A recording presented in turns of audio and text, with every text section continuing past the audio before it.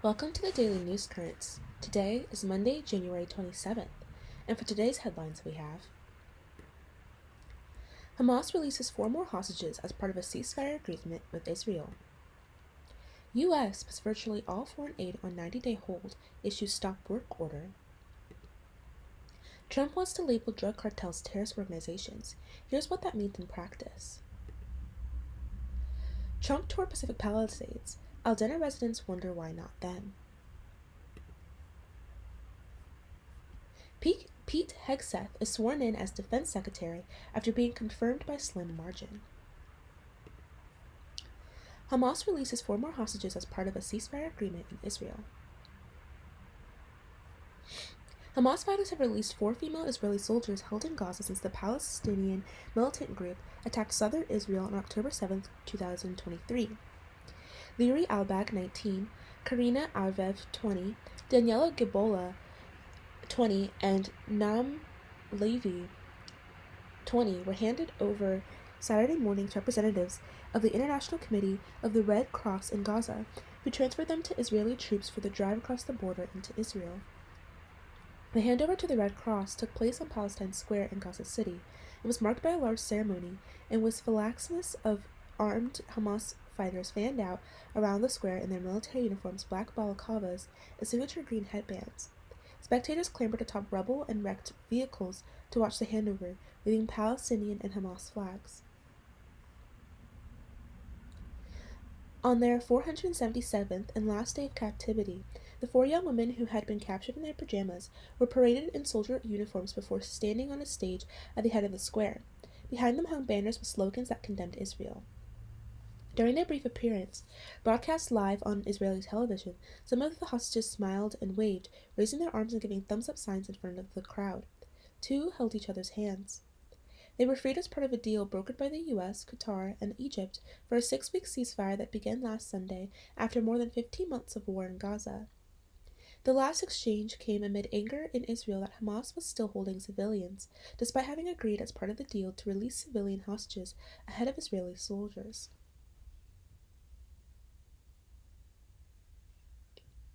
Hours later, Israel released 200 Palestinians from prison as part of the hostage for prisoners swap outlined in the temporary truce. The Israel Prison Service said the prisoners were released in groups, some to the West Bank and others to Kerem Shalom, crossing where Israel meets Gaza and Egypt. Abdullah Zahari, head of the Palestinian Prisoners Club, which advocates for Palestinians in Israel jails, said that in a statement that more than half of those released Sunday had been transferred to the West Bank. A small number of them were sent to locations inside Israel. According to Hamas, 120 of the detainees were serving life sentences. A group of 70 will be sent to Egypt for exile and a small number of other Arab countries. According to the provisions of the agreement, detainees who were serving life sentences for murder and other serious crimes must be sent abroad. Prior to Saturday's release, 7 Israeli women had already been freed by Hamas as part of a ceasefire. Israel, in exchange, has said it will free around 1,900 Palestinian prisoners and detainees. Hamas still holds 90 hostages. Most were seized in the 2023 attack, although several were captured nearly a decade ago. Hamas has promised to release another 26 hostages in the coming weeks, each in exchange for upwards of 30 Palestinian prisoners. The 4 women released on Saturday were serving as field observers in the Unit 414 of the Field Intelligence Battalion, where Hamas militants stormed their base in the border with Gaza to set it on fire. According to the Israeli military, 66 soldiers were killed and 7 female soldiers were taken hostage from the base, located on Kibbutz Nal Oz. The 3 who were not part of Saturday's handover were Agram Berger, 20, who remains in Hamas' hands, Noah Marcenio, 19, whose body was recovered by Israeli troops in Gaza in November 2023, and Ori Megdish, who was rescued in a military operation in October of that year. Their fate has raised painful questions in Israel about the military's failure to prevent the 2023 Hamas attack. Members of the female observer team had warned repeatedly that Hamas fighters appeared to be engaging in maneuvers, suggesting that an attempt to infiltrate into Israel was imminent, but the warnings were not taken seriously by male commanders. U.S. puts virtually all foreign aid on 90-day hold, issues stop work order. Virtually all aid programs around the world that depend on U.S. funding will need to halt their operations because of a State Department's memo issued on Friday to stop work. The internal memo, obtained by NPR, expands on President Trump's executive order issued on Monday to freeze force assistance for 90 days. The new instructions mean these programs will likely have to furlough or lay off employees and cease operations until a review determines whether they align with President Donald Trump's foreign policy agenda. Within 85 days, the government-wide comprehensive review of all foreign assistance shall be completed, and a report shall be produced to the Secretary of State for his consideration and recommendation to the President, according to the memo, which was signed by Secretary of State Marco Rubio.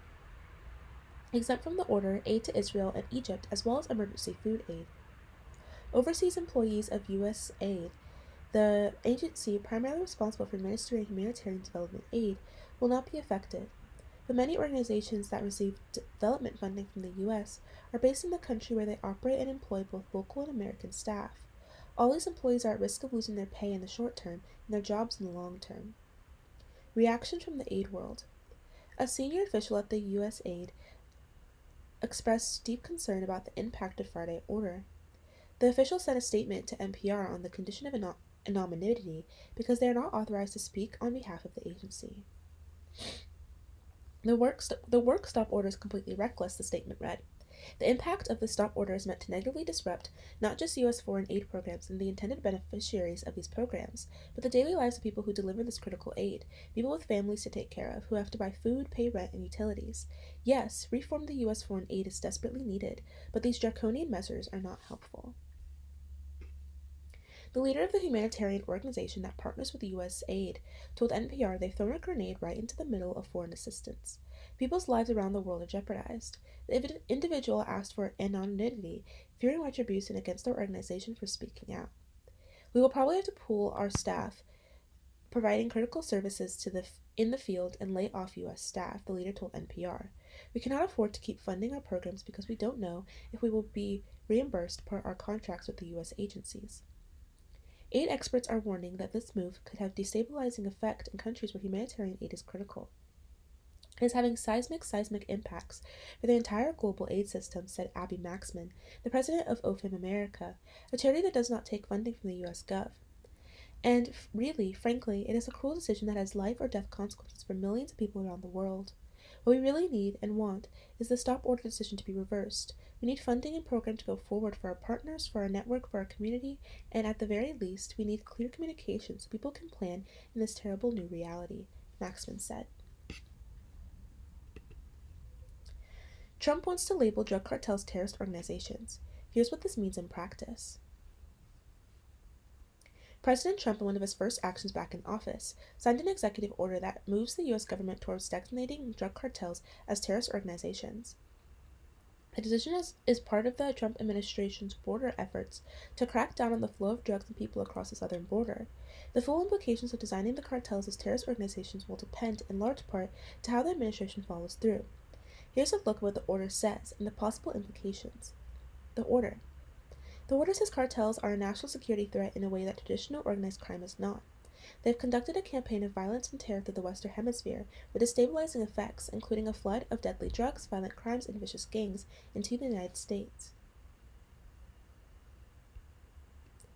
It also says the cartels, as well as two transnational gangs rooted in Central America, pose a national security threat to the U.S., and it says it is American policy to ensure the total elimination of these organizations' presence in the U.S.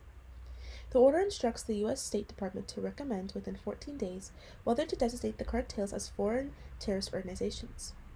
What would a terrorist organization do? The U.S. government already has tools, including criminal charges and sanctions, that it could use to go after the cartels. A terrorist designation would broaden those options. The most significant additional tool, experts say, would be the ability to bring what are known as material support prosecutions. Under U.S. law, it is a crime to provide material support to designated terrorist organizations. Material support can run from money to weapons to lodging, false papers, or even a phone card. In the context of drug cartels, prosecutors can potentially use this charge against a whole range of actors, including cartel members, the street gangs in the U.S. that sell the narcotics, as well as anyone who provides financial or logistical support. The ripple effects, though, could be bigger. Some analysis note that U.S. companies that do business in Mexico routinely make payments to Mexican companies, some of which could be controlled by or affiliated with a cartel or cartel members. That could possibly expose those American firms to penalties. Migrants could also potentially be swept up in material support prosecutions. Experts say migrants often pay smugglers to get through Mexico or across the U.S.-Mexico border, and those smugglers often have ties to cartels. And that could provide grounds for American authorities to keep those migrants out of the U.S. There have been questions about whether a terrorism designation opens the door to possible unilateral military action by the United States on Mexican territory. The U.S. president already has the authority to conduct military action, a designation that wouldn't change that. But American military strikes inside Mexico would be a major step, and Mexico has made it clear that it opposes any such action. Has the U.S. considered this all before? The idea of designating the cartels as terrorist organizations was considered during Trump's first term in office, but also during the Obama administration, but ultimately the government never followed through. There are a variety of reasons why it stopped short, said Jason Velasquez, who led the office at the State Department that makes the designations. One of the most significant reasons is that negative impacts such as designation would have on United States-Mexico bilateral relations, Velasquez said. Mexico as a government has opposed the designation of criminal organizations as terrorist, believing that it would be something that could jeopardize their sovereignty. Another reason, he said, has been a desire to calibrate the list to ensure that truly terrorist actors who are carrying out political actions of violence against civilians is on that list, thinking along the lines of groups like ISIS and Al-Qaeda, and as opposed to criminal organizations that are primarily motivated by financial concerns. He also notes that the U.S. government already has lots of tools to target the cartels, including criminal prosecutions and freezing assets, so a designation and the additional tools that come with a designation weren't viewed as necessary. What about Mexico? Mexican President Claudia Sheinbaum has said Mexico will defend its sovereignty, but also try to coordinate with the United States. We want to fight the drug cartel, Sheinbaum told reporters this week. The cartel issue can't be viewed in vacuum, said Maria Calderon, a Mexican scholar at the Wilson Center, a nonpartisan policy center in Washington, D.C. We need to see the security component of the U.S.-Mexico border relation ingrained with the trade and immigration conservation, she said. Those three fields of the U.S.-Mexico bilateral relationship are intertwined. You can't separate them. Trump canceled on promises cracking down on the southern border and stemming the flow of both drugs and people across the frontier. He also has threatened to impose tariffs on Mexico. Since taking office on Monday, he has issued executive actions on publicly addressed all three topics. There is a political messaging side to these moves, analysts say, but they also see it as a way to pressure Mexico to coordinate more, including on security. I really hope that Mexico takes this as an opportunity to sit down at the table with Trump administration and view the cartel problem as a joint problem and say, okay, we have the actual designation. How is it that we're going to work together to address this issue? Calderon said.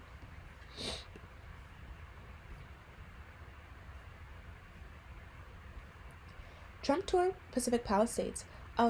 Denta residents wonder why not them. To Steve Lamb, it felt like a snub. His home was reduced to ash, his cars were charred wrecks, and on Friday, his president, Donald J. Trump, for whom Mr. Lamb voted in November, was far from his fire-ravaged community of Altadena. Mr. Trump was in the region about 40 miles away touring destroyed homes in Pacific Palisades, but it wasn't close enough for Mr. Lamb. If I was the president, this is where I would go, Mr. Lamb, 67, said of Altadena. He sat at a table in what used to be his backyard, staring mournfully at a scorched stack of ceramic cups and bowls he and his wife had collected over the years.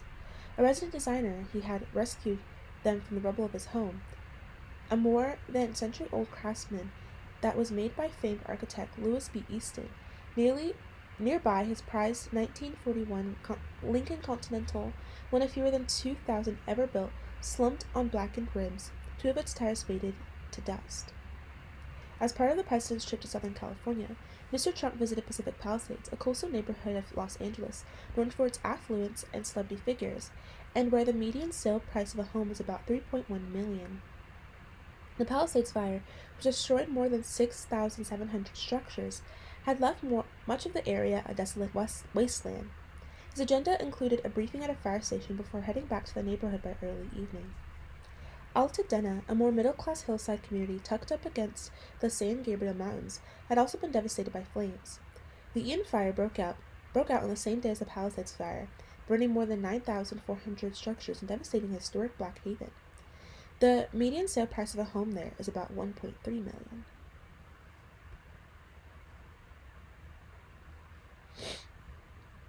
But in the days since the fire started on January 7th, many Altadena residents have expressed frustration that their town and their losses have been overshadowed by those affected by the Palisades fire.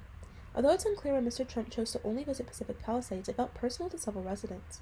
I would come and look at all these Democrats and constituents who are African American, Mr. Lamb said, and I'd be saying, look, I know you didn't vote for me, but I have your back.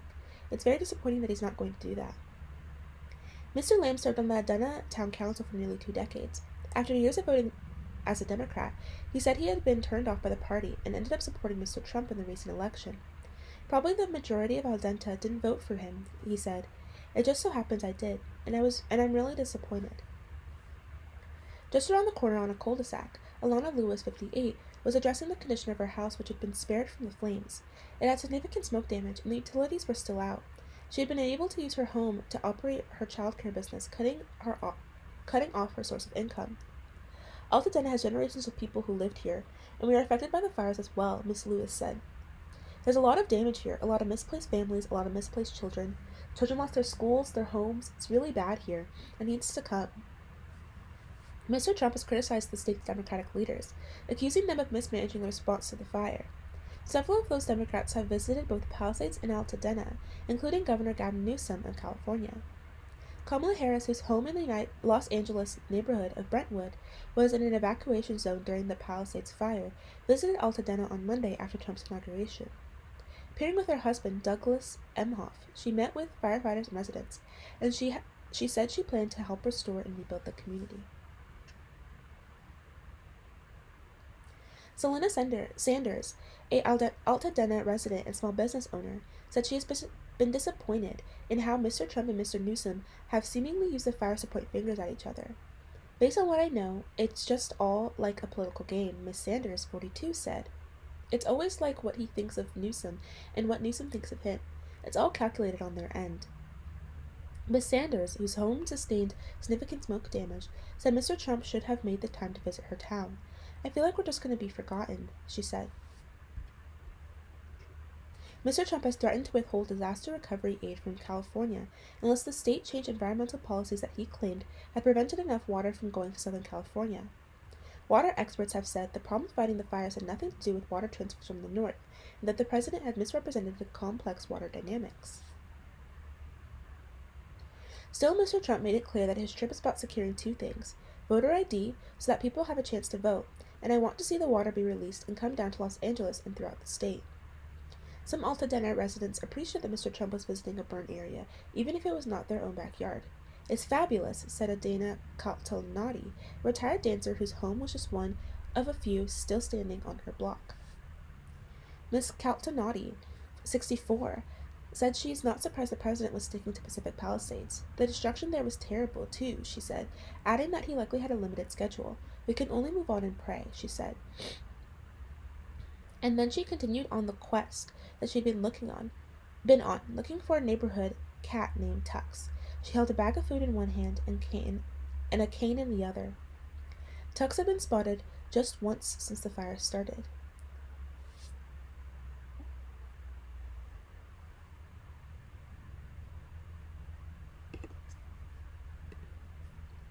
Pete Hegseth was sworn in as Defense Secretary after being confirmed by slim margin. Pete Hegseth has vowed to bring his warrior ethos to the Pentagon. Democrats have assailed him as unfit for the job, and his confirmation came down to Vice President J.D. Vance serving as a tiebreaker.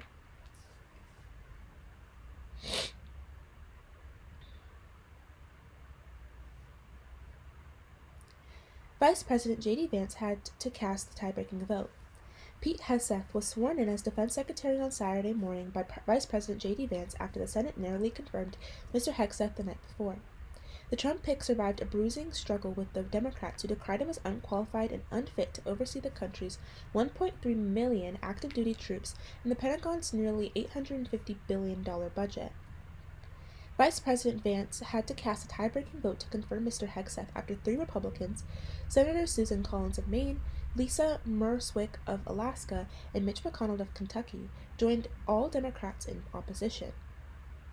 The final vote, 51 to 50, was the smallest margin for a defense secretary's confirmation since the position was created in 1947, according to Senate records. Mr. Hegseth, a military veteran and former Fox News host, has vowed to bring his self-described warrior ethos to the Defense Department, which he says has been made weak by woke generals and diversity programs. Republican leaders embraced the outlook as they cheered his confirmation. Peace through strength is back under President Trump and Pete Hegseth, Senator Roger Wicker, Republican of Mississippi and the chairman of the Armed Service Panel, said in a statement after Mr. Hegseth's confirmation, adding, "We cannot wait another minute to rebuild our military might and put the warfighter first." The Democrats, who unanimously opposed Mr. Hegseth's confirmation, promised to continue their scrutiny of him. "I'm going to watch him like a hawk," Senator Jack Reed of Rhode Island, the top Democrat on the Armed Service Panel, said in a statement, adding, "I will point out where we disagree. I will demand accountability." Mr. Hegseth's selection by President Trump and the confirmation processes were complicated by a claim of sexual assault and accusations of abusive behavior, public drunkenness, and fiscal mismanagement by two nonprofit veteran groups. In a sworn statement submitted to the state Senate on Tuesday, a former sister-in-law of Mr. Hegseth described him as frequently intoxicated and abusive towards his second wife. Mr. Hegseth, 44, has denied this account, along with other allegations that have dodged his nomination. And on Tuesday, the office of Senator Elizabeth Warren, Democrat of Massachusetts, shared written answers to questions she put to Mr. Hegseth, in which she disclosed that he paid $50,000 to women who accused him of sexual assault in 2017. He has said that the encounter was consensual, and he is never charged with a crime. A handful of Republicans have said that privately that the new allegations in the affidavit of Danielle District Hegseth, the former wife of Mr. Hegseth's brother, were concerning. But in the end, only Ms. Collins, Ms. Mirowski, and Mr. McConnell voted with Democrats against his confirmation. Ms. Hegseth said after the vote that she had submitted her affidavit only because she'd been assured it would sway key votes. There are many reasons women are reluctant to come forward, by name, and tell the truth about a powerful man like him. What happened today will make women who have experienced abuse and mistreatment even less forthcoming. None of the three Republicans who voted against confirmation cited the affidavit or the allegations of personal misconduct as a reason for a decision to oppose Mr. Hegseth, though Ms. Mirowski said they do nothing to quiet my concerns. Mr. McConnell stressed that in his estimation, Mr. Hegseth had not demonstrated a sufficient understanding of national security challenges to handle the job of Defense Secretary, which he called the most consequential cabinet official in any administration. Effective management of nearly 3 million military and civilian personnel, an annual budget of nearly $1 trillion, and alliances and partnerships around the world is a daily test with staggering consequences, Mr. McConnell said in a statement explaining his vote. He added, "Mr. Hegseth has failed as yet to demonstrate that he will pass this test." Opponents of Mr. Hegseth's confirmation had fervently hoped to win over 4th Republican Senator Tom Tillis of North Carolina. Mr. Tillis had pledged to conduct due diligence on the allegations against Mr. Hegseth, including those in the affidavit from his former sister-in-law. He appeared to waver, then vote in favor of confirmation. Pete has a unique perspective as a veteran of the wars in Iraq and Afghanistan, and is unquestionably passionate about modernizing our military and support the brave patriots like himself who serve our nation, he said in a statement explaining his choice. He added that he would look forward to working with him to rebuild our military and advance President Trump's peace through strength agenda. Nearly all recent defense secretaries have sailed through their final votes. President Joseph R. Biden Jr.'s defense secretary, Lloyd J. Austin III, was confirmed on a 93-2 vote. The Senate voted 98-1 to confirm Jim Mattis, President Trump's first Pentagon chief, and 90-8 for his successor, Mark Esper. There's been exceptions. Chuck Hagel, a former Republican senator, won a narrow victory in 2013 despite opposition from 41 members of his own party over skeptical views on the Iraq War. John J. Tower, the nominee of President George H.W. Bush, was defeated on a 47-43 vote in 1989 amid allegations of alcohol abuse and womanizing. Mr. Hegseth had similar allegations to contend with, but that was a different time and a different Senate. Mr. Hagel never really recovered from his Senate bruising and resigned under pressure 2 years into his term. Mr. Mattis resigned after 2 years and rebuked Mr. Trump's worldviews and treatment of allies, and Mr. Esper was fired by Mr. Trump via a social media post after a year and a half on the job. Mr. Trump briefly considered dropping Mr. Hegseth amid resistance from senators in both parties, but Mr. Trump dug in. During his confirmation hearing, Mr. Hegseth called the allegations against him anonymous smears. Samantha Hegseth, Mr. Hegseth's second wife, has said publicly that he never physically abused her. But a Trump transition official informed the leaders of the Armed Services Committee last week that she told the FBI during a background interview that Mr. Hegseth drank to excess and continues to do so, according to a person with knowledge of the findings. Senator Jack Reed of Rhode Island, the top Democrat on the Armed Service panel, who was briefed in the findings, said reporters' characterizations of the findings were true and accurate. Senator Roger Wicker, Republican of Mississippi and the panel's chairman, who was also briefed, calls those characterizations starkly and factually inaccurate.